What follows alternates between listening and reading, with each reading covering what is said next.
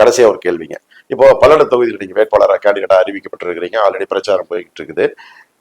பல்லட தொகுதியை பொறுத்தளவுக்கு கோழிப்பண்ணை, விவசாயம் இதுதான் அதிக நிறைந்த பகுதி தான் பல்லட தொகுதி. இந்த ரெண்டு தான் அதிகமா பிரதான தொழிலா இருக்குன்னு கூட சொல்லலாம். சில தொழில்கள் வேற கூட புதுசா இருக்கலாம். நீங்க இப்ப வெற்றி பெற்றே வச்சுக்கோங்க. நான் பல்லடம் தொகுதியில நாம் தமிழர் கட்சியில தமிழ் யூனியன் வெற்றி பெற்றார் அறிவிக்கிறோம். நீங்க வெற்றி பெற்று வந்தோம்னா முதல்ல செய்ய வேண்டியது உங்க தொகுதிக்கு என்ன பணி? கோழிப்பண்ணையும் விவசாயம் சொன்னீங்க. நெசவு வந்து முக்கியமான ஒரு தொழில். முதல்ல அதாவது முன்காலத்துல பாத்தீங்கன்னா பல்லடத்துக்குள்ளதான் திருப்பூர் இருந்தது. பல்லடம் தான் முக்கியமான தொழில். உண்மைதான். ஒரு காலத்துல வந்து திருப்பூரே பல்லடம் தாலுகாவா இருந்துச்சு. அது நிறைய பேருக்கு தெரியாது. பல்லடம் தான் முதல் தொழில். திருப்பூரே பல்லடம் தாலுகா தான். நெசவு மூலியமா தான் பல்லடம் வந்து அந்த தொழில் நகரங்கிற பேருக்கு போச்சு. இங்க வந்து நீங்க லோக்கல் ட்ரெயின் விடுறதுக்கான திட்டங்கள்லாம் கூட இருந்தது. அது பின்னாடி வந்து கைவிடப்பட்டது. அது வந்து இன்னுமே வந்து பல்லடம் இதா இருக்கும். பல்லடத்துல இருந்து அதாவது இங்க வந்து பின்னலாடைத்துறை பெருசா வளர ஆரம்பிச்சோன்னே இது வந்து எக்ஸ்போர்ட், அதாவது அங்க வந்து வெறும் ப்ரொடக்ஷனோட உற்பத்தியாளர்களோட நின்றுச்சு. இங்க உற்பத்தியும் விற்பனையும் நடந்தது. அதனால இந்த இடம் வந்து திருப்பூர் வளர்ந்தது. இந்த வளர்ச்சியிலையும் நிறைய பிரச்சனைகள் இருக்கு. திருப்பூர் வரைக்கும் என்னுடைய தொகுதி வருது. அதாவது கிட்டத்தட்ட முதலிபாளையம் திருப்பூருடைய மாநகராட்சியிலிருந்து 7-8 வார்டு பக்கம் பல்லடத்துக்குள்ளதான் இருக்கு. அதனால பல்லடம் வந்து மிகப்பெரிய தொகுதி, ரொம்ப சிறிய தொகுதியால் இல்ல, மிகப்பெரிய தொகுதிகள் 10 தொகுதிகள்ல ஒரு தொகுதி வந்து பல்லடம். பல்லடத்துக்கு முக்கியமா தேவையானது விவசாயம், நெசவு, கோழிப்பண்ணை. இப்ப கூட கோழிப்பண்ணையில வந்து பாத்தீங்கன்னா சரி உற்பத்தியாளர்களுக்கு சரியான ஊதியம் கிடைக்கலன்னு போராட்டம். நேற்று கூட அந்த போராட்டத்துல கலந்துக்கிட்டு தான் நம்ம அந்த உண்ணாவிரதம் இருந்தாங்க விவசாயிகள் பாதுகாப்பு சங்கம். அதுக்கு நாம ஆதரவு கொடுத்து அங்க இருந்தோம். ஸோ இப்போ வந்து இந்த இடங்கள்ல வந்து என்ன பிரச்சனை அப்படிங்கிறத நாங்கள் போய் பார்க்குறோம். நெசவு தொழில் பண்ற ஒருத்தர் வந்து வாக்கு சேகரிக்காக போயிருந்தப்போ பார்த்தப்போ அவரு எங்ககிட்ட சில கேள்விகள் கேட்டார். நெசவுக்கு நீங்க என்ன பண்ணுவீங்க? நெசவு ரொம்ப நலிவடைஞ்சிட்டு வருது, பெருமுதலாளிகள் சம்பாதிக்கிறாங்க. முதல்ல வந்து சின்ன சின்ன இடங்கள்ல கூலிக்கு செஞ்சுட்டு இருந்தவங்க எல்லாம் ஏதோ ஒரு விதத்துல நல்ல லாபம் ஈட்டிட்டு இருந்தாங்க, இப்ப முடியல அப்படின்னாரு. ஸோ நாங்க என்ன பண்றோம்னா கவர்மெண்ட் எய்டடா, அதாவது பள்ளிகள் எப்படி அரசு உதவி பெறுதோ அந்த மாதிரி நெசவு தொழில் மற்ற எல்லா தொழில்கள்லையுமே அரசு உதவி பெற தொழிற்சாலைகளை உருவாக்கும். அந்தந்த இடங்கள்லையும் நெசவு வழியா உற்பத்தி உருவாகுது. அந்த உற்பத்தியை அங்கே விற்பனைக்கு வந்து நம்ம கொடுக்கும் பொழுது நல்ல லாபம் ஈட்ட முடியும். நம்ம என்ன பண்றோம், நூலே வந்து நமக்கு ஒருத்தர் கொடுக்குறாரு, அந்த நூலை நம்ம துணியாக்கி கொடுக்குறோம், நம்ம கூலி வாங்கிக்கிறோம். உற்பத்தியாளரா இருக்கிறோம், ஆனா கூலி வாங்கிக்கிற இடத்துல இருக்கிறோம். அப்ப நம்ம கூலியை நிர்ணயிக்கிறது அவருதான். நமக்கு நூல் கிடைக்குமா இல்லையாங்கிறதையும் அவர்தான். மேனுஃபேக்சரா இருந்து யூஸ் இல்லாம இருக்கு. பல்லடம் வந்து ஒரு கட்டத்துக்கு மேல அதோட வளர்ச்சி வந்து சுணங்கிருச்சு. அதாவது உற்பத்தியாளர்கள் முதல்ல உருவாகும் பொழுது நல்ல வளர்ச்சியா இருந்தது, பணப்புழக்கம் இருந்தது. நீங்க பல்லடத்துல அடிப்படையா இருக்கிற முக்கியமான 2 தொழில்கள் வச்சுக்கிட்டீங்கன்னா கோழிப்பண்ணையும் நெசவும் தான். விவசாயத்துக்கு விவசாயம் வந்து எப்படின்னா பண்ணிக்கிட்டு இருந்தாங்க, இப்ப வந்து குறைவு தான்.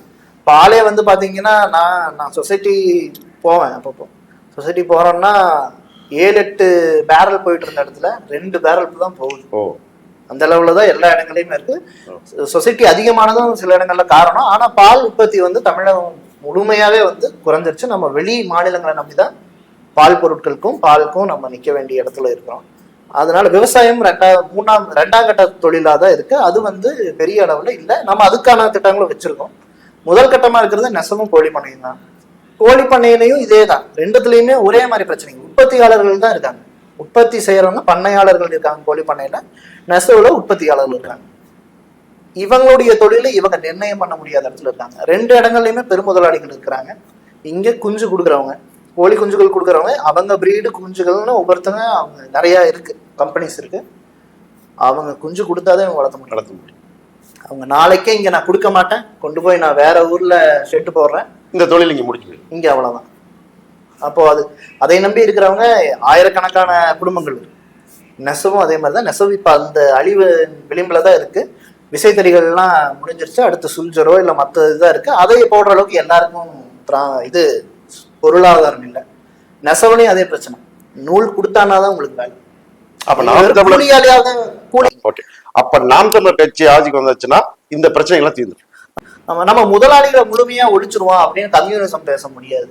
எங்களுடைய பொது உடைமை எப்படி இருக்கும்னா ஆஹ் முதலாளிகளும் இருப்பாங்க, தொழிலாளர்கள் உற்பத்தியாளர்கள் இருப்பாங்க, இடையில அரசாங்கம் இருக்கும். இப்ப இவங்க 2 பேருக்கு இடையில அரசாங்கமே இல்லை. அவங்க விலை நிர்ணயம் முதலாளி தான் பண்ணணும். நூல் கொடுக்கணுமா வேண்டாமாங்கிறது முதலாளி தான் முடிவு பண்ணணும்.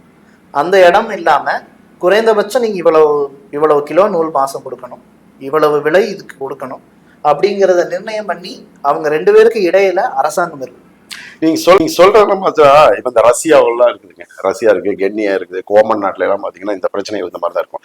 அது இவங்க இப்ப சீனாவில் பாத்தீங்கன்னா யாருக்குமே நிலம் பட்டா கிடையாது. பூராமே சீனாவுடைய மொத்த நிலமே அரசாங்கத்தோட நிலம். நீங்க 100 வருஷம் இருக்கலாம், 200 வருஷம் இருக்கலாம், இருந்துக்கலாமே தவிர உங்க பேர்ல பட்டா கிடையாது. இப்ப ரஷ்யாவில் ஒரு மாதிரி இருக்கும். அதெல்லாம் பார்வைக்கு, மக்கள் பார்வைக்கு சில நாட்டுல, அமெரிக்கா போட்ட சில நாட்டுல என்னன்னா இது ஒரு சர்வதிகார ஆட்சி, ஹிட்லர் ஆட்சி மாதிரி இருக்கு அப்படின்னு சொல்ற. அப்ப நீங்க சொல்றதை பார்த்தா கூட தமிழகத்துல நீங்க ஆட்சிக்கு வந்தா ஒரு சர்வதிகார ஆட்சி, ஒரு ஹிட்லர் ஆட்சி மாதிரி கூட இருக்கு இல்ல. பெருவாரியான மக்களுக்கு என்ன வேணுமோ அதை தானே. இப்ப நீங்க நாங்க இந்த இடையில நின்று நாங்க விலை நிர்ணயம் பண்ணுங்கிறது சர்வாதிகாரம்னா, இப்ப இருக்கிற இந்த முதலாளிகள் பண்றது சர்வாதிகாரம் இல்லாம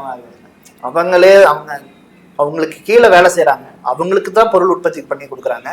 அந்த உற்பத்தி பண்ண பொருளால லாபம் அடைஞ்சவங்க தான் இவங்க. நன்றி உணர்வு இருக்கணும். ஆனா இவங்களுக்கு அது இல்லை.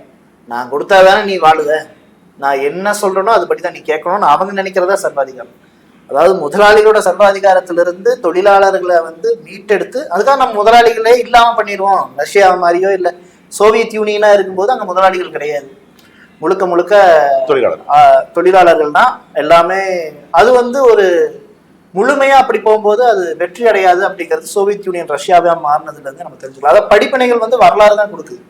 வரலாற்று ரீதியா மற்ற கொள்கைகள் சித்தாந்தங்கள் தோற்கும் பொழுது அது ஏன் தோத்தோடனே அந்த கொள்கையை நம்ம முழுசாவும் தொடச்சிருந்துட்டு இது சரியில்லாத கொள்கைன்னு போயிட முடியாது.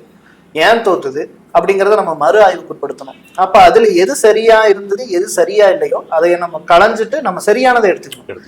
நாங்க நினைக்கிறது அப்படித்தான். நாங்க செய்யறது சர்வாதிகாரம் கிடையாது. அவங்க ரஷ்யா சோவியத் யூனியனா இருக்கும்போது ஒரு சர்வாதிகார நாடா தெரிஞ்சிருக்கலாம். நீங்க இன்னைக்கு சைனா இன்னுமே அவங்களும் முழுமையா கம்யூனிசத்துல இப்ப இல்ல, மாவோயிசத்துல இல்ல. அவங்க கேபிட்டலிசத்தோட தழுவுன மாதிரிதான் அவங்க ஒரு போக்கை எடுத்திருக்காங்க. இப்போ அதுதான் சரியான வழியா இருக்குன்னு நினைக்கிறோம். நாங்களும் முதலாளிகளும் இருக்கணும், முதலாளிகள் உருவாகிக்கிட்டே இருக்கணும். எல்லாரும் முதலாளிகளா ஏன்னா இன்னைக்கு பண்ணையாளரா இருக்கிற ஒருத்தர் நாளைக்கு முதலாளியா, இன்னைக்கு உற்பத்தியாளரா நெசவு தொழில் இருக்கிறவர் நாளைக்கு அவர் நினைச்சாருன்னா அவரும் நூல் வாங்கலாம். அவரும் ஒரு பகுதியில நூலை வாங்கி அதை துணியாக்கி துணியை அடுத்த ப்ராடக்ட், அதாவது சட்டைகளாகவோ இல்ல பாவாடை இப்ப தயார் பண்ணி அதை அவர் பண்ணலாம். முதலாளிகள் உருவாகிறத தடுக்க கூடாதுன்னு நினைக்கிறேன். முதலாளிகள் உருவாகணும், ஆனா முதலாளிகளுக்கும் தொழிலாளருக்கும் இடையில இருக்கிற உறவு சரியானதா இருக்கணும். அதை அரசாங்கம் நிறைவு செய்யணும். அந்த இடத்துல நம்ம நின்னோம்னா தான் உற்பத்தியாளர்களோ இல்ல பண்ணையாளர்களுக்கோ ஒரு தைரியம் இருக்கும்.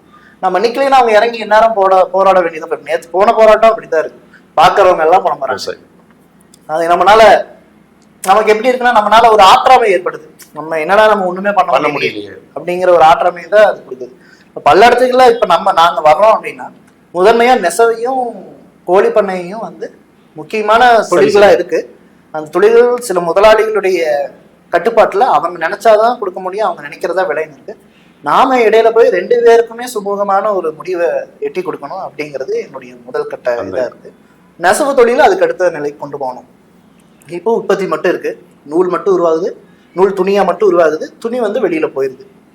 அந்த துணியிலிருந்து சரியான விதத்துல இயற்கை முறையில சாயமிட்டு அதை இயற்கை முறையில முழுக்க ஆர்கானிக்கா உருவாக்க, அந்த ஆர்கானிக் ப்ராடக்ட்ஸ்னு சொல்லுவோம் ஆங்கிலத்துல.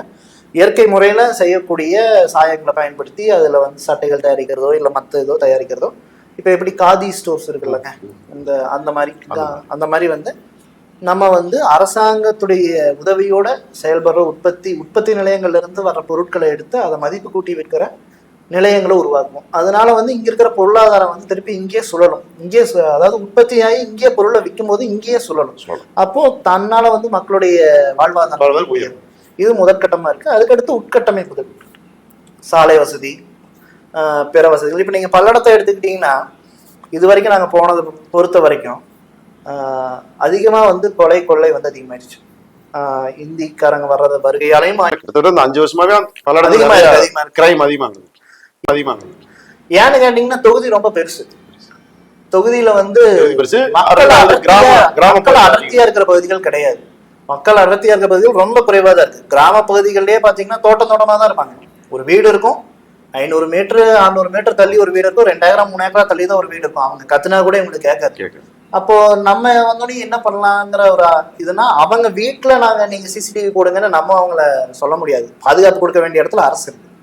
வழிகள்ல எந்தெந்த பகுதிகளில் வைக்கணுமோ அந்தந்த பகுதிகளில் சிசிடிவி கேமரா வைக்கிறது, முழுமையா பல்லடம் முழுக்க வந்து கண்காணிப்பு அறைகள் வந்து 2-3 இடங்கள்ல வைக்கிறது, காவல்துறை வந்து முழுமையா வந்து பயன்படுத்துறது, ஏற்பட்ட குற்றங்களை கண்டுபிடிக்கிறதுக்காக காவல்துறை இல்லாம குற்றங்கள் நிகழாம தடுக்கிற இடத்துல காவல்துறையை கொண்டு போறது, இந்த மாதிரி திட்டங்கள் வந்து பல்லடத்துக்கு முதன்மையான திட்டங்களா இருக்கு. இதை நாங்க வந்தனையும் செய்யறதுக்காக செயல் திட்டங்களை தயார் செஞ்சு வச்சிருக்கோம். சரி, சீமானுடைய பிள்ளைகள், உங்களுடைய பேச்சுகள்ல ஒன்றும் குறை இருக்காது.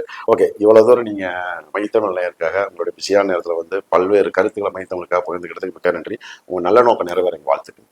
நன்றி.